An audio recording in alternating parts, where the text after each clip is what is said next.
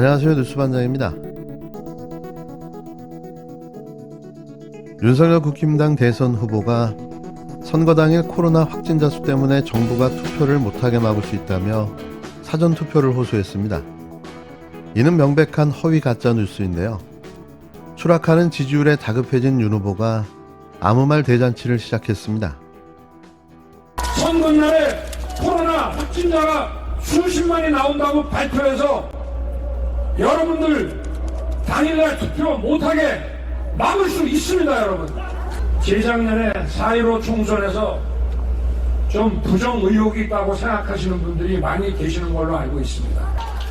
이번 선거에서도 부정할 것이 명백하다고 사전투표를 안 하시겠다고 하는 분들이 많습니다. 300만 원 받고 민주당 찍으면 여러분들 실질 피해 보상 못 받습니다. 300만 원씩 던져주고 사탕 던져주고 앞으로 자기들이 잘 하겠다고 뭐 정치개혁 한다고 이런 쇼를 하는 거. 여러분, 미국을 비롯해서 잘 사는 서구 국가들이 뭐 어려운 이론 갖다가 잘 삽니까? 상식에 맞춰서 사는 겁니다. 우리도 정부가 바보짓 안 하고 대통령이 멍청한 짓 안 하면은 잘 살 수 있습니다. 못 살 이유가 없습니다.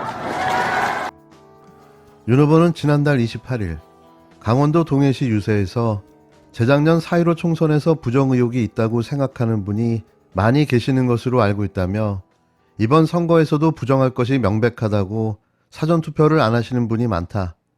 저희가 이번에 공명선거 감시단을 발족해서 철저하게 감시하겠다고 밝혔는데요.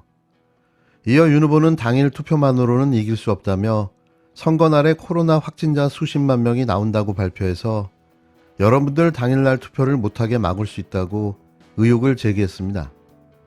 또한 그래서 사전투표를 반드시 해주셔야 한다며 우리가 집에 앉아 투표를 안 하면 이런 부패하고 무도한 세력이 나라 주인 행세를 하게 방치하는 것이라고 정권교체를 호소했는데요. 이 믿을 수 없는 헛소리는 유세를 빙자해 계속 이어졌습니다. 이날 윤 후보는 지난주 국회를 통과한 소상공인, 자영업자 손실보상 추경을 두고도 비난 수위를 높였는데요. 윤 후보는 선거가 얼마 남지 않았으니까 선심성 예산 14조를 만들어 새벽에 날치기 통과에 할 수 없이 국힘당에서 사각지대의 노인분을 조금 더 드리고자 해서 3조를 추가해 17조로 합의 통과시켰다며 제가 여러분의 지지로 정부를 맡게 되면 제대로 두툼하게 실질 피해를 보상해 드릴 것이라고 실현 불가능한 소리를 남발했는데요. 무슨 예산이 고깃덩어리인가요? 두툼하게? 하기사 그의 발언을 들어보면 기가 막힌 내용이 한두 가지가 아닙니다. 이날도 그의 황당 발언은 자기도 모르게 튀어나왔는데요. 여러분이 주권자로서 투표하면 투표장 가서 도장 찍으면 우리는 이기고 이 나라의 주인 행세 할 수 있습니다. 그는 이렇게 말했습니다. 여러분들이 주권자로서 투표하면 투표장 가서 도장을 찍으면 우리는 이기고 주인 행세할 수 있습니다. 라는 발언이었는데요. 주인 행세를 할 수 있답니다. 그러니까 국민은 주인이 아니라는 거죠. 선거가 얼마 안 남으니까 선심성 예산 14조 만들어가지고 새벽에 날치기 통과를 해가지고 할 수 없이 국민의힘에서 사각지대 노인분들 조금 더 해드리자 해서 3조를 추가해서 17조로 합의 통과를 시켰습니다. 제가 여러분의 지지로 정부를 맡게 되면 제대로 두툼하게 실질 피해를 보상해 드릴 겁니다. 선거 앞두고 자영업자 소상공인이 신청하면 바로 그날 저녁에 나눠주는 방식으로 300만 원씩 아마 뿌린 모양입니다. 이건 여러분의 혈세를 가지고 여러분을 기만하고 유혹하는 아주 못된 늘 해오던 기만 사기술입니다. 여러분. 그는 선거를 앞두고 자영업자 소상공인이 신청하면 바로 그날 저녁에 나눠주는 방식으로 300만 원씩 뿌린 모양이다라며 이건 여러분의 혈세를 가지고 여러분을 기만하고 유혹하는 아주 못된, 늘 해오던 기만 사기술이라고 맹비난했는데요. 또 이런 돈에 속으시면 안 된다. 선거 끝나고 저희가 정부를 맡게 되면 실질 피해를 전부 조사해서 여러분께 다 보상해 드릴 것이라며 300만 원 받고 민주당을 찍으면 여러분들 실질 피해 보상을 못 받는다고도 주장했습니다.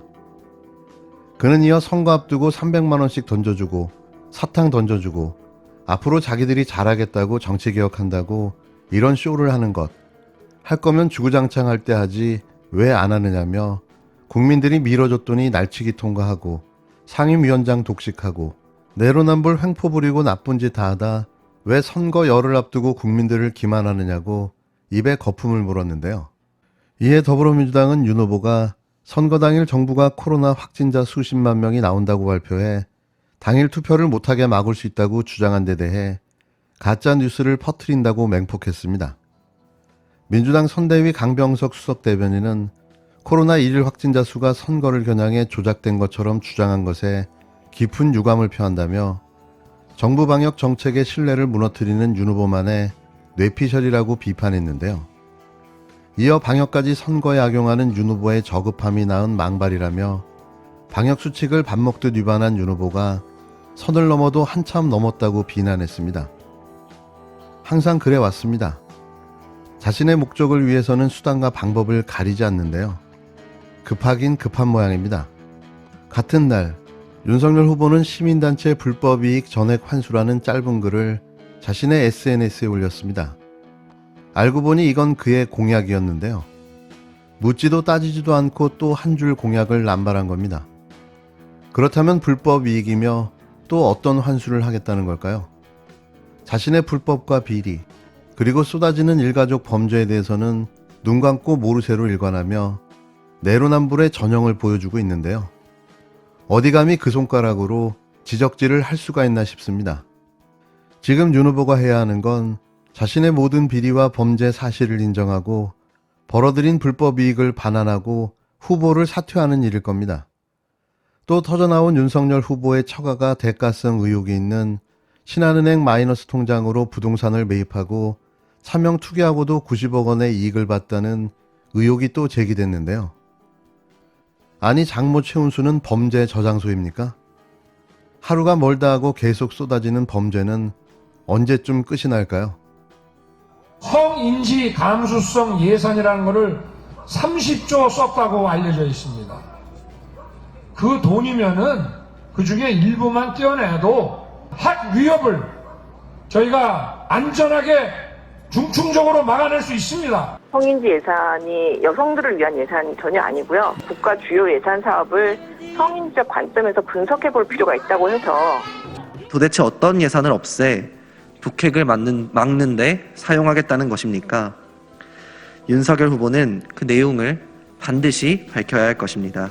윤석열 후보는 저주와 증오로만 가득 찬 막말 유세와 갈라치기를 당장 그만두고 국가 예산에 대한 최소한의 공부라도 하시기 바랍니다.